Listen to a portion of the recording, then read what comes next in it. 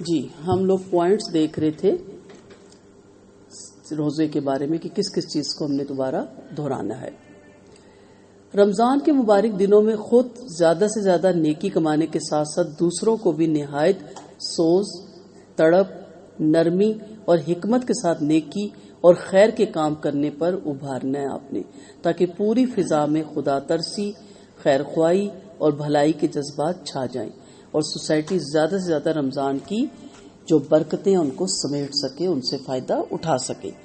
ٹھیک ہے، یہ وہ دنیا تو نہیں ہے نا کہ مجھے پروفٹ ملے اور دوسرے کو نہ ملے. ایک لالچ ہوتا ہے نا، لوگ راز نہیں بتاتے اپنے کاموں کا کہ دوسرا نہ کہیں آگے نکل جائے، میری مارکیٹ میں چیز پیچھے نہ رہ جائے. یہ رمضان ہے، اللہ تعالیٰ کی جو رحمتیں ہیں بے پناہ ہیں. ٹھیک ہے، ان کو بہت وسعت ہے.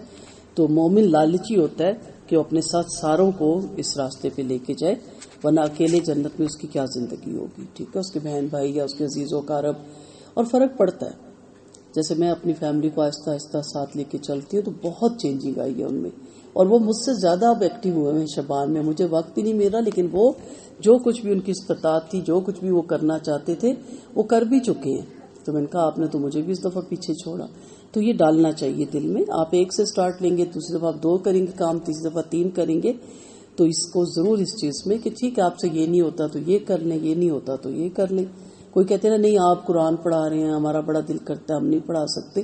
آپ باقی کام کر لیں نا جو ہم نہیں کر سکتے. مصروفیت اتنی ہوتی ہے کہ ہم سے نہیں ہوتا، آپ وہ کر لیں، کسی راستے سے بھی آگے پہنچ جائیں. جی، روزے کے عظیم اجر اور عظیم فائدے کو نگاہ میں رکھ کر پورے ذوق و شوق کے ساتھ روزہ رکھنے کا اہتمام کیجیے. یہ ایک ایسی عبادت ہے جس کا بدل کوئی عبادت نہیں ہو سکتی. یہی وجہ ہے کہ روزہ ہر امت پہ فرض ہے. اللہ تعالیٰ نے قرآن مجید میں ارشاد فرمایا، یا ایھا الذین آمنوا کتب علیکم الصیام کما کتب علی الذین من قبلکم لعلکم تتقون. اس پہ ہم نے بڑی تفصیل سے بات کی تھی، کس سے بچنا ہے، کس چیز کا تقوی اختیار کرنا ہے.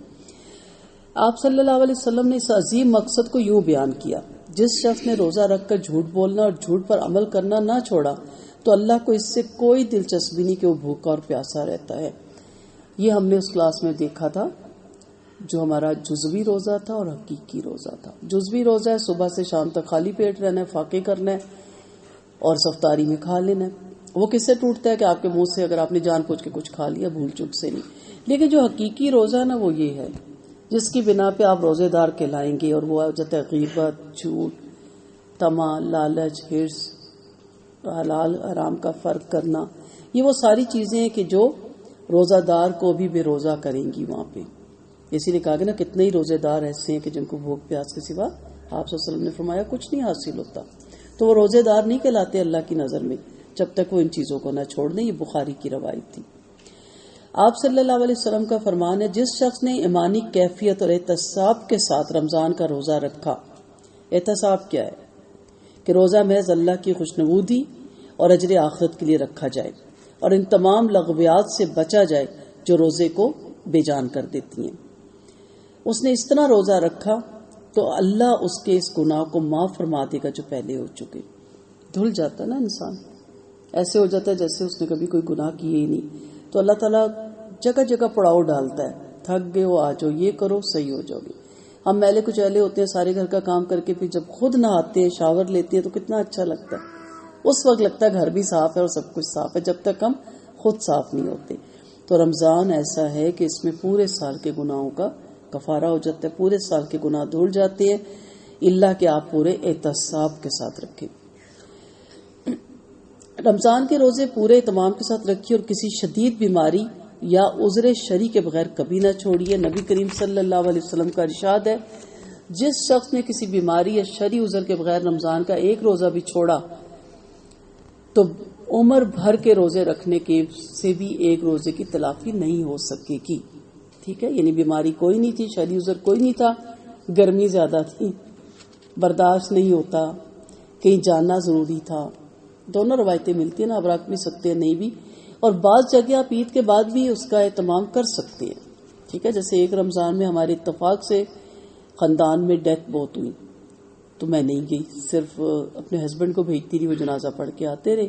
اور عید والے دن میں نکلی اور سب گھروں میں تعزیت کی، کیونکہ اصل ثواب جنازہ پڑھنے کا ہے عورتوں کا تعزیت کا ثواب ملتا ہے، لیکن اصل جس کا ثواب ہے وہ جنازہ پڑھنے کا ہے۔ تو میں اسی لیے نہیں گئی کہ پھر روزہ محسوس ہونے لگ جاتا ہے۔ یہ روٹین تو خراب ہوتی ہی ہوتی ہے جو ہماری دورہ قرآن کی تراویحوں کی ہے، صحت خراب ہو جاتی ہے اور دوسرا دن پہ روزہ رکھنا مشکل لگتا ہے، کیونکہ سفر بھی اور بھوکے پیاسے وہاں بیٹھے بھی رہتا ہے انسان، تو کچھ کام آپ چھوڑ بھی سکتی ہیں دوسرے دن روز عید کے بعد کے لیے۔ روزے میں ریاکاری اور دکھاوے سے بچنے کے لیے معمول کے مطابق حشاش بشاش اور چاقو چوبند رہیے اور کاموں میں لگے رہیے، اور اپنے انداز سے روزے کی کمزوری اور سستی کا اظہار نہ کیجیے، یعنی منہ نہ لٹکائیے۔ منہ لٹک جاتے ہیں نا، کوشش کریں تو نہیں لٹکتے۔ پتا ہو نا کہ اس کے بعد مجھے ملنے والا کیا ہے۔ میں نے اپنی بیٹی پہ یہ آزما کے دیکھا نا، منہ لٹکایا ہوگا۔ ابھی آپ نے دیکھ لیا، میں نے جیسے اس کو موبائل دیا کیسے کھل گئی۔ کیا ہے کہ میں منہ لٹکاؤں، منہ بناؤں، پھر میری ماما کے لیے اچھا کیا چاہیے۔ ہمیں تو پتا ہے نا ہمیں کیا ملنا ہے، تو ہمیں تو ویسے ہی خوش رہنا چاہیے کہ افطار کے وقت کی دعا قبول ہوگی، اور میری تو بڑی دعائیں ہیں جو میں نے جمع کر رکھی ہیں، میرے گناہوں کا کفارہ بنے گا۔ تو مجھے تو بالکل فریش رہنا چاہیے نا کہ ابھی بس وقت آ رہا ہے، میں جو مانگوں گی میرا رب مجھے دے گا انشاءاللہ۔ حضرت ابو ہریرہ رضی اللہ عنہ کا ارشاد ہے کہ آدمی جب روزہ رکھے تو چاہیے کہ حسب معمول تیل لگائے کہ اس پر روزے کے اثرات نہ دکھائی دے، یعنی بال سمٹے ہوں، نیٹ اینڈ کلین ہو، لگے کہ آپ جیسے روزے رکھتے ہی نہیں ہیں، نہ کہ منہ لٹکا ہو، پریشان ہو۔ اصل میں ہم نا مینٹلی اپسٹ ہوئے ہوتے ہیں، کھایا اتنا زیادہ ہوتا ہے پھر بھی کہتے ہیں کہ روزے سے مینٹلی اپسٹ ہوتے ہیں۔ روزے میں نہایت اہتمام کے ساتھ ہر برائی سے دور رہنے کی بھرپور کوشش کیجیے۔ اس پہ میرا کافی بڑا لیکچر تھا، الرٹ رہیے گا، ہر وقت الرٹ رہیے گا کہ آپ کا روحانی روزہ جو اللہ کے ہاں قابل قبول ہے، کہیں شیطان وہ خراب نہ کر دے، اور کہیں اللہ تعالیٰ اللہ نہ کرے کہ اس دن آپ کا روزہ نہیں رہا کیونکہ آپ نے غیبت کر دی تھی۔ بظاہر آپ نے کچھ کھایا نہیں تھا، نمازیں بھی آپ کی پوری تھی، لیکن آپ سے غیبت ہو گئی تھی۔ اپنی زبان کو بھی کنٹرول رکھیں اور دوسروں کی زبان کو بھی روکیں۔ ہم نے 6 اعضاء کا روزہ پڑھا تھا، اگر کوئی لیکچر سننا چاہے تو اس پہ سن لے، جس میں زبان کا تھا، آنکھ کا تھا، کان کا تھا، ہاتھ کا تھا اور پاؤں کا تھا۔ ٹھیک ہے، وہ دہرانا ہے دوبارہ اس چیز کو ضرور کہ روزہ صرف جسمانی نہیں ہے کہ میں نے سحری کھانے کے بعد اور اس کے بعد افطاری کی تو میرا روزہ بڑا اچھا گزر گیا، اور بیچ میں جو مجھ سے جو دل کیا کرتے رہے۔ اصل روح چاہتا ہے اللہ تعالیٰ، نماز کی بھی روح ہوتی ہے نا۔ آپ ساری نماز پڑھ لیں لیکن پوری نماز میں آپ اپنی کوکنگ کا سوچتے رہے، خاندان کا سوچتے رہے، تو وہ نماز تو نہیں ہے۔ اس کے بارے میں کیا ہے، لپیٹ کے منہ پہ ماری جاتی ہے۔ اور نماز کہتی ہے جس طرح میں برباد ہوئی اللہ کے دربار سے، اللہ کرے تو بھی ویسے برباد ہو۔ یہ حدیثوں کے مفہوم ہے۔ تو اس کی روح کیا ہے؟ پھر اللہ کے سامنے کھڑے ہیں تو اللہ کے سامنے کھڑے ہوں نا، کہیں اور تو نہ کھڑے ہوں۔ یا بھوک روک کے کھڑے ہوتے ہیں اور کیا کہتے ہیں جلدی سے سلام پھیرو تو کھانا کھاؤں، بریانی بنی ہوئی ہے۔ یا واش روم روک کے کھڑے ہوتے ہیں کہ وضو کرنا پڑے گا، پہلے نماز پڑھنا۔ اب دھیان پورا کیا ہوتا ہے واش روم میں، تو وہ نماز پھر روحانی نماز نہیں ہوتی۔ تو روزے کی بھی روح ہے۔ روزے میں نہایت اہتمام کے ساتھ ہر برائی سے دور رہیے، اس لیے ایک روزے کا مقصد ہی زندگی کو پاکیزہ بنانا ہے۔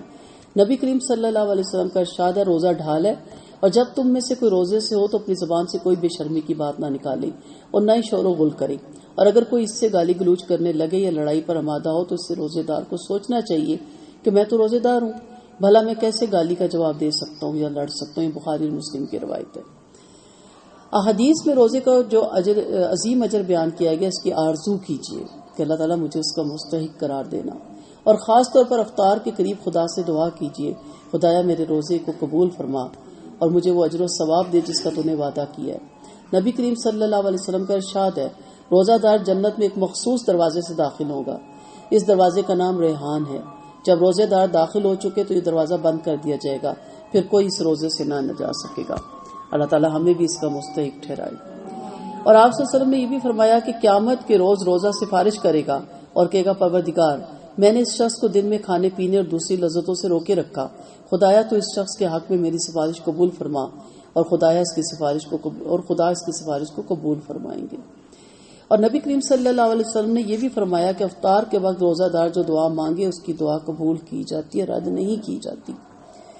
روزے کی تکلیفوں کو ہنسی خوشی برداشت کیجیے، بھوک اور پیاس کی شدت یا کمزوری کی شکایت کر کے روزے کی ناقدری نہ کیجیے۔ سفر کے دوران یا مرض کی شدت میں روزہ نہ رکھ سکتے ہو تو چھوڑ دیجیے اور دوسرے دنوں میں اس کی قضا کر لیجیے۔ قرآن مجید میں سورۃ بقرہ میں اللہ تعالیٰ فرماتے ہیں، جو کوئی بیمار ہو یا سفر میں ہو تو دوسرے دنوں میں روزوں کی تعداد پوری کر لیں۔ حضرت انس فرماتے ہیں جب ہم لوگ نبی کریم صلی اللہ علیہ وسلم کے ساتھ رمضان میں سفر پہ ہوتے تو کچھ لوگ روزہ رکھتے اور کچھ لوگ نہ رکھتے، پھر نہ تو روزے دار روزے چھوڑنے والے کو اعتراض کرتا اور نہ روزہ چھوڑنے والا روزہ رکھنے والے پہ اعتراض کرتا۔ ہم تو فوراً کہتے ہیں نہ رکھنا تھا نا، کیوں رکھا ہے؟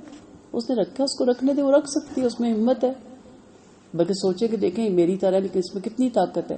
اور اگر کوئی نہیں رکھ سکتا تو یہ مت کہ دیکھیں میں تو رکھ لیتی ہوں، تم تو بہانے ڈھونڈتی ہو سکتا ہے وہ نہ رکھ سکتی ہو۔ ہر ایک کی اللہ تعالیٰ نے مختلف باڈی بنائی ہے اور مختلف اس کی ہمت اور طاقت بنائی ہے۔ روزے میں غیبت اور بد نگاہی سے بچنے کا خاص اہتمام کیجیے، خاص طور پہ یہ جو ٹی وی پہ رمضان کے پروگرام چلیں گے نہ دیکھیے گا پلیز۔ یہ وہ لوگ آ کے آج ہمیں دین سکھائیں گے جنہوں نے پورا سال غیبت نہیں کرنی چاہیے، بہر اللہ ہی معاف کر دے، مت دیکھیے گا۔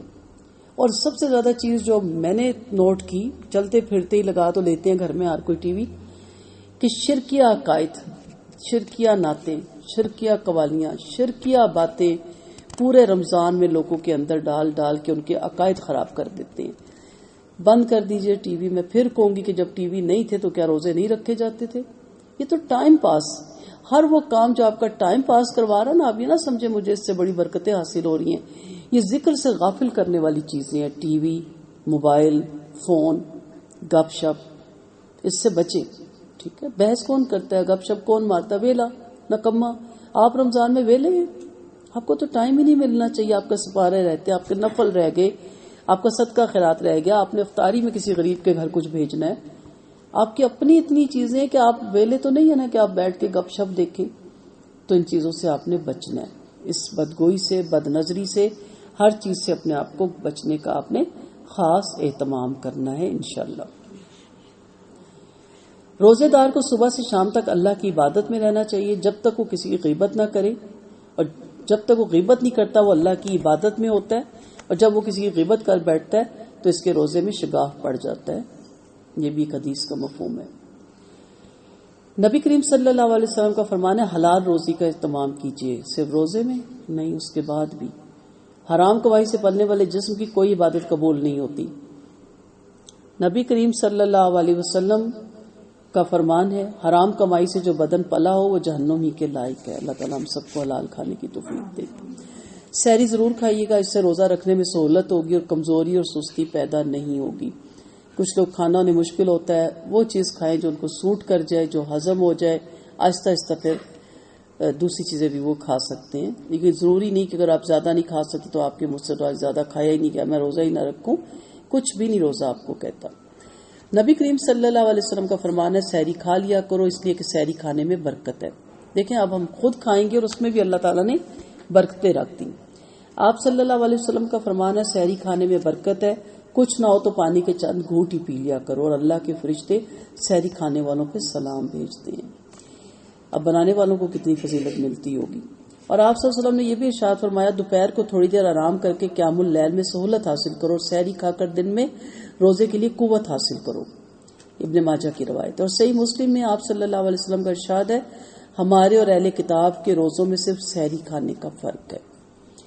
سورج غروب ہو جانے کے بعد افطار میں تاخیر نہ کیجیے، اس لیے کہ روزے کا اصل مقصد فرما برداری کا جذبہ پیدا کرنا ہے، نہ کہ بھوکا پیاسا رہنا۔ جب اللہ نے کہا بند کرنا ہے تو بند کرنا ہے، جب اللہ نے کہا کھولنا ہے تو کھولنا ہے۔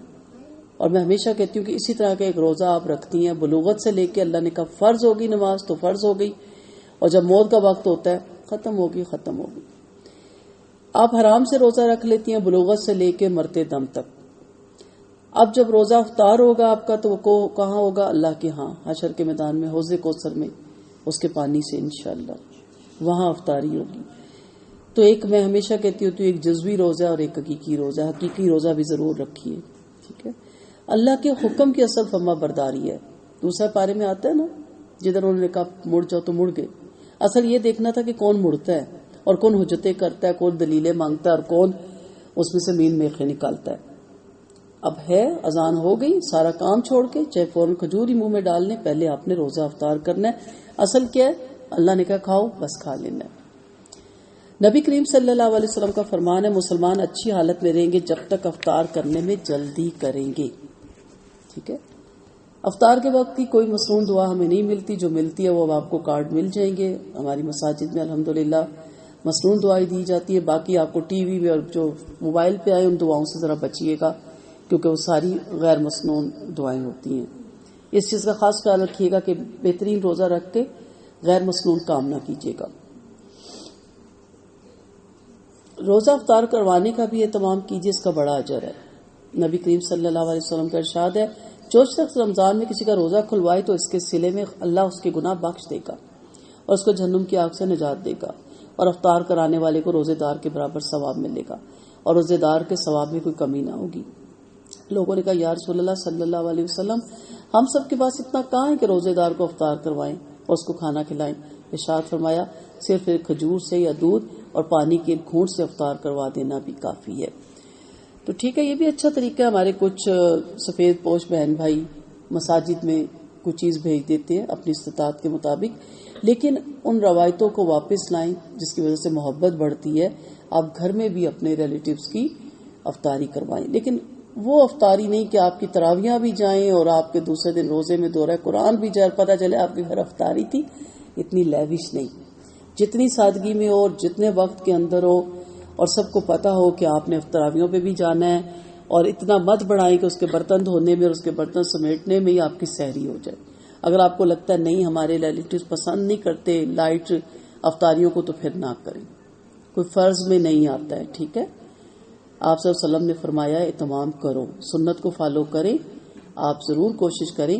لیکن جس طرح میں نے سب کو بتایا ہوتا ہے اور کوئی بھی نہیں مائنڈ کرتا اور بہت خوشی سے آتے ہیں، اور سب کو پتا ہوتا ہے کہ اتنے بجے ان کے گھر میں، ہمارے تو اپنے گھر میں تراویاں ہوتی ہیں تو دوسرا ہمارا مسئلہ ہو چکا ہوتا ہے، تو وہ اس سے پہلے گاڑیاں لے کے نکل جاتی ہیں کہ نہیں ان کی اب خواتین آنے لگ جائیں گی، ان کی تراویوں کا وقت ہے. تو کوئی نہیں مائنڈ کرتا اگر آپ ان کو اپنا سارا ٹائم ٹیبل صحیح بتا دے تو.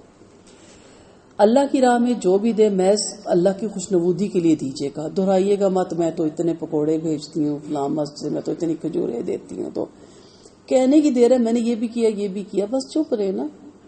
کیا تو اللہ کے لیے کیا، اپنی اللہ کی رضا کے لیے کیا، کسی اور غرض کی وجہ سے نہ دے. اور دہرا کے اپنے پاکیزہ عمل کو ضائع بھی نہ کیجیے. ایسے لگے آپ نے دیا ہی کسی کو کچھ نہیں، ایسا فیل ہو. اور یہ آرزو ہرگز نہ رکھے کہ جن کو آپ نے دیا وہ آپ کا احسان مانے، آپ کا شکریہ ادا کریں کہ شکر ہے آپ کی وجہ سے ہمارے روزے بھی اچھے گزرے. نہ کرے نا تو ہم کہتے ہیں آئندہ نہیں اس کو دوں گی. مجال ہے جو زبان سے شکریہ ادا کیا اس ضرور آپ کو شکریہ چاہیے. اللہ تعالیٰ ہے نا آپ کا قدردانی کرنے والا. مومن اپنے عمل کا بدلہ صرف اپنے اللہ سے چاہتا ہے. قرآن مجید میں مومنین کے جذبات کا اظہار اس طرح کیا گیا. سورۃ دہر میں ہم تم کو خالص اللہ تعالیٰ کا چہرہ دیکھنے کے لیے دیتے ہیں، نہ تم سے صلے کے طلبگار ہیں نہ شکر گزاری کے طلبگار ہیں. انہیں کوئی شکر ادا کرتا تھا نا اسلاف میں تو منع کر دیتے تھے، کہتے تھے بس آگے نہ بتانا، یہیں چھوڑ دو، تمہیں نہیں دیا اللہ کے لیے دیا. اس کی یعنی وہ فوراً عاجزی کی طرف لاتے تھے کہ اگلا شرمندہ نہ ہو کہ میں اس کا دیا ہوا کھا رہا ہوں. انسان کھلا کیسے سکتا ہے، کسی کو دینے والی تو رب کی ذات ہے. نمود و نمائش اور دکھاوے سے پرہیز کیجیے گا. ریاکاری اچھے سے اچھے عمل کو خاک میں ملا دیتی ہے. ٹھیک ہے، یہ بھی مت دہرائیں ہمارے گھر تو یہ بنتا ہے، میرے بچے تو یہ کھاتے ہیں، میرے میاں تو یہ کھاتے ہیں. بظاہر آپ بتا رہے ہوتے ہیں، اگلے کے دل میں آتا ہے کہ ہم تو افورڈ ہی نہیں کر سکتے، اور شوخی بھی ہو جاتی ہے نا کہ ہمارے گھر تو بہت کچھ آتا ہے. زکوٰۃ کھلم کھلا بھی دے سکتے ہیں اور چھپا کے بھی دے سکتے ہیں. اس پہ ہم نے بڑی تفصیل سے بات کی تھی. البتہ چھپا کے دینے کا ثواب بہت زیادہ تھا. خدا کی نظر میں اس عمل کی قیمت ہے جو اخلاص کے ساتھ کیا جائے، تو چھپا کے دینے میں اخلاص پیدا ہوتا ہے. وہی بات آ جاتی ہے کہ لگے کہ آپ نے کبھی زکوٰۃ دی نہیں، اس طرح آپ دیں. قیامت کے ہیبت خیز میدان میں جب کہیں سایہ نہ ہوگا، خدا اپنے اس بندے کو عرش کے سائے میں جگہ دے گا جس نے انتہائی پوشیدہ طریقوں سے اللہ کی راہ میں خرچ کیا ہوگا، یہاں تک کہ بائیں ہاتھ کو یہ خبر ہی نہ ہوگی کہ دائیں ہاتھ نے کیا خرچ کیا. وہ سایہ تو چاہیے، بہت ہی وہ سخت دن ہوگا. 7 بندے نا جو عرش کے سائے تلے، وہ ضرور پڑھا کریں، دہرایا کریں کہ میں کسی چیز میں تو اس میں فٹ آ جاؤں. اللہ کی راہ میں خرچ کرنے کے بعد نہ احسان جتلائیے، نہ ان لوگوں کو دیجیے جن کو آپ، نہ ان لوگوں کو بتائیے دکھ دیجیے کہ جن کو آپ دے رہے ہیں. ہم کہتے ہیں نا اچھا بڑی احسان فرموش ہو، بھول گئی ہو، جب ضرورت تھی تو روتی بھی آئی تھی. آج متر ہی نہیں بنتی ہو، یہ کہتے ہی آپ نے سارا ضائع کر دیا۔ دینے کے بعد محتاجوں اور ناداروں کے ساتھ حقارت کا سلوک بھی نہ کریں، ان کی خودداری کو بھی ٹھیس نہ پہنچائیں، ان پہ احسان جتلا جتلا کر ان کے ٹوٹے ہوئے دلوں کو اور نہ دکھائیں، اور یہ سوچنا کہ وہ آپ کا احسان مانیں، آپ کے سامنے جھکے رہیں، آپ کی برتری کو تسلیم کریں، انتہائی گھنونے جذبات ہے۔ مومن کا دل ان جذبات سے پاک ہونا چاہیے۔ اللہ تعالیٰ قرآن مجید میں فرماتے ہیں، مومنوں اپنے صدقے اور خیرات کو احسان جتلا جتلا کر اور غریبوں کا دل دکھا کر اس شخص کی طرح مت ہو جانا جو محض لوگوں کو دکھانے کے لیے خرچ کرتا تھا۔ اللہ کی راہ میں دینے کے بعد فخر و غرور نہ کیجیے گا، لوگوں پر اپنی بڑائی نہ جتلائیے گا، بلکہ یہ سوچ کر کانپ جائیے گا کہ معلوم نہیں اللہ کے ہاں میرا یہ صدقہ قبول بھی ہوا ہے کہ نہیں۔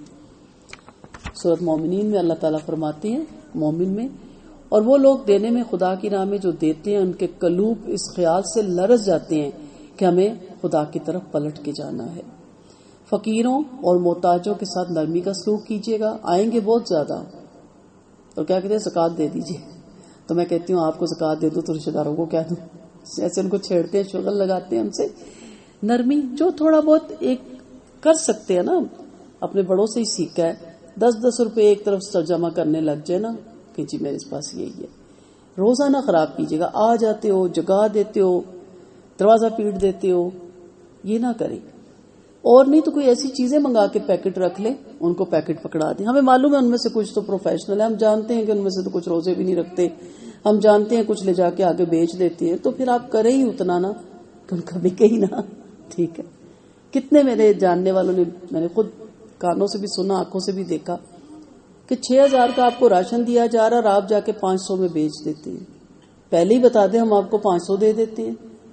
دکاندار بھی دیکھیں جو آگے بیٹھے ہیں، حلال ہے ان کے لیے، وہ 500 دے کے آپ سے راشن لے لیتے ہیں۔ ان سے بندہ پوچھے کہ اپنے روزے خراب کرتے ہو، اپنی عاقبت خراب کرتے ہو، یا تو پورا 6000 دو تو بھی بات ہے، نہیں جی وہ 500 دیتے ہیں صرف۔ یعنی ایک انتہا ہو جاتی ہے یہاں پہ جب رمضان آتا ہے ایسے لوگوں کی بھی کہ جو نیگیٹو اپروچ رکھتے ہیں۔ اللہ تعالیٰ ہم سب کو محفوظ رکھے جی۔ تو فقیروں اور محتاجوں کے ساتھ آپ نے نرمی کا سلوک کرنا ہے، نہ ان کو ڈانٹیے، تھوڑا آگے ہو جائیے جی، خواتین کو جگہ دیجیے، نہ ان پہ روب جمائیے، نہ ان پر اپنی برتری کا اظہار کیجیے۔ سائل کو دینے کے لیے اگر کچھ نہ ہو تب بھی نہایت نرمی اور خوش اخلاقی سے معذرت کیجیے تاکہ وہ کچھ نہ پانے کے باوجود خاموشی سے دعا دیتا ہوا رخصت ہو جائے۔ قرآن مجید میں آتا ہے، اگر تم ان سے اعراض کرو، بنی اسرائیل کی آیت ہے، اعراض کرنے پر مجبور ہو جاؤ اپنے رب کے فضل کی توقع رکھتے ہوئے تو ان سے نرمی سے بات کرو کہ دعا کرو اللہ تعالیٰ مجھے توفیق دے، دوبارہ چکر لگانا، اگر میرے پاس کچھ ہوا تو میں ضرور تمہیں دوں گی۔ کیا فرق پڑتا ہے، آرام سے وہ چلے جاتے ہیں، دعا دیتے ہوئے جاتے ہیں کہ اللہ تعالیٰ آپ کے گھر کو دینے والا بنائے یا آپ کے ہاتھ کو دینے والا، ان سے کہا کریں کہ ہمارے لیے دعا کریں۔ اللہ تعالیٰ کا ارشاد ہے، وَأَمَّا السَّائِلَ وَلَا تَنْهَرْ، اور مانگنے والوں کو جھڑکی نہ دو۔ اور بڑا غصہ آتا ہے روزے میں نا، روزے داروں کو کوئی بیل بجاتا ہے نا بے وقت، وہ بڑا مشکل وقت ہوتا ہے، وہ آزمائش کا وقت ہوتا ہے۔ دکاندار بھی لڑتے ہیں، ٹیکسی ڈرائیور بھی لڑتے ہیں، سڑکوں پہ بھی لڑائیاں ہو رہی ہوتی ہیں، برداشت نہیں ہوتا، کیا صرف دوپہر کا نہیں کھایا ہوتا، تو مت جھڑکی دے۔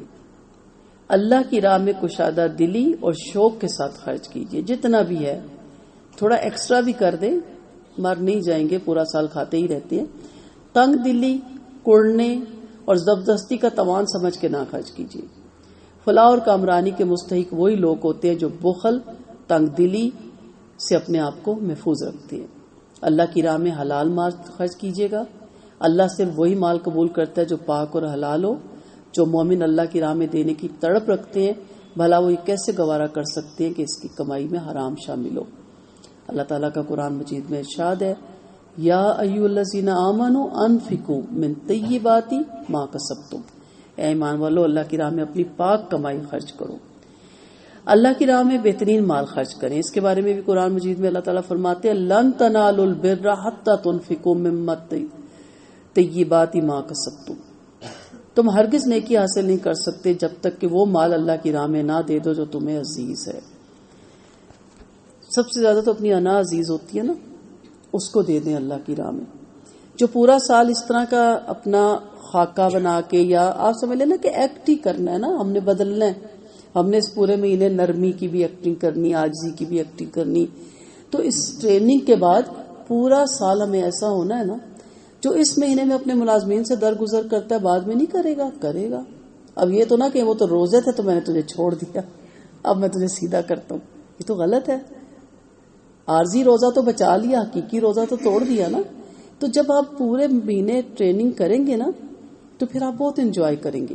پھر آپ کی ایک الگ سی شخصیت ہوگی جس میں آپ اور اللہ کے درمیان کہتے ہیں نا کچھ تو ایسا کرو جس میں صرف اللہ اور آپ ہو، جس میں صرف اللہ آپ کا گواہ ہو، تیسرا کوئی ہو ہی نہ. کبھی سوچا کہ میں نے زندگی میں کچھ ایسا کیا؟ ہم اگر سسرال کے ساتھ نیکیاں کرتے ہیں تو شوہر کو دہرا دیتے ہیں، میکے کے ساتھ نیکیاں کرتے ہیں تو بھابھیوں کو دہرا دیتے ہیں. کچھ تو اللہ کے بندو ایسا کر لو جس میں صرف اللہ گواہ ہو، بندہ گواہ نہ ہو. اور وہاں جب آپ کو جنت اور فردوس ملے تو لوگ حیران ہو جائیں کہ یہ کام اس نے کیا تھا. لیکن نہیں، بس دل چاہتا ہے 10 لوگوں کو پتہ چلے، کہیں نہ کہیں یہ چھپی ہوتی ہے یہ خواہش کہ پتہ چلے. تو اللہ نے کہا لن تنالوا البر حتی تنفقوا، تم ہرگز نہیں نیکی کو پہنچ سکتے، میری بھلائی کو نہیں پہنچ سکتے، کامل بر کو نہیں پہنچ سکتے، میری جنت کو نہیں پہنچ سکتے یہاں تک کہ تم وہ خرچ نہ کر دو جو تمہیں پسند ہے. صدقے میں دیا وہ مال آخرت کی دائمی زندگی کے لیے جمع ہو رہا ہے. بھلا مومن یہ کیسے سوچ سکتا ہے کہ وہ ہمیں اپنی ہمیشہ کی زندگی کے لیے خراب اور نکارا مال جمع کروائے اور پھر دینے کے بعد دہرائے؟ مثلا میرے پاس کوئی تجوری اور میں اس میں پیسے جمع کر رہی ہوں اور مجھے یہ پتا ہو کہ اس کے نیچے اس کا طلبہ نہیں ہے، تو آپ مجھے کیا کہیں گے کہ نہایت بے وقوف خاتون ہے آپ، کوئی بھی آئے گا نیچے سے نکال کے لے جائے گا. ایسے ہی ہوتا ہے نا.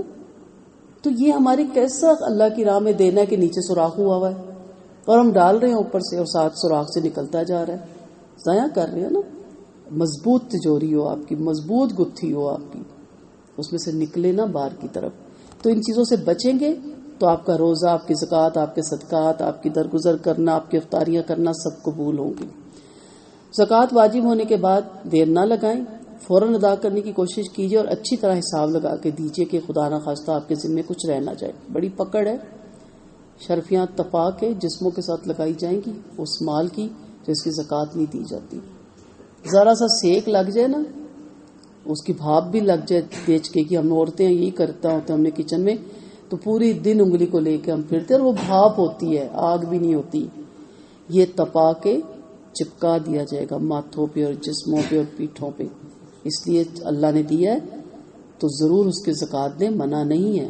حضرت علی رضی اللہ عنہ کو قول ہے نا کہ اگر میں زکوٰۃ دیتا ہوں تو میرے پاس 2 پہاڑ بھی سونے کے ہوں تو مجھے کوئی مسئلہ نہیں ہے. اصل وہ کنز ہے جس کی زکوٰۃ نہ دی جائے، اس کا عذاب ہے. اللہ تعالیٰ ہم سب کو محفوظ رکھے. زکوٰۃ اجتماعی طور پر ادا کیجیے اور اس کے خرچ کا انتظام بھی اجتماعی طور پہ کیجیے. اس پہ ہماری پوری کلاس ہوئی تھی. لیکن اب یہ حالات ہو گئے ہیں کہ اجتماعی طور پہ پتہ ہوتا ہے غائب ہی ہو جائے گا، لوٹ ہی لیں گے. ہمارے اجتماعی طور پہ زکوٰۃ کاٹ کے اپنی عیاشیاں کرتے ہیں، اپنی پارٹیاں کرتے ہیں، باہر کے وزٹ کرتے ہیں، تو پھر انسان نہیں دیتا. آپ جن تنظیموں کو دیتے ہیں ان میں سے چند ایک کو چھوڑ کے وہاں بھی یہی فکر لگی رہتی ہے کہ پتہ نہیں صحیح جگہ پہ لگایا کہ نہیں جاتا. اور سب سے بڑا یہ دکھ ہوتا ہے کہ عمارت بنانے پہ لگا دیتے ہیں. عمارت ہی بناتے رہو گے، عمارتیں بناتے چلے جاؤ، لوگ مرتے چلے جائیں بھوک سے. اتنی اونچی اونچی عمارتیں بنانے کی کیا ضرورت ہے؟ اتنے بڑے بڑے مدارس بنانے کی کیا ضرورت ہے؟ ارد گرد جو عوام ہے ان کو دیں. تو ایسی تنظیموں کو بھی دیں جو آپ کو نظر آتا ہے کہ واقعی وہ ضرورت مندوں تک پہنچتی ہیں. ورنہ آپ خود اپنا ذاتی دیں، اپنے رشتہ داروں کو دیں.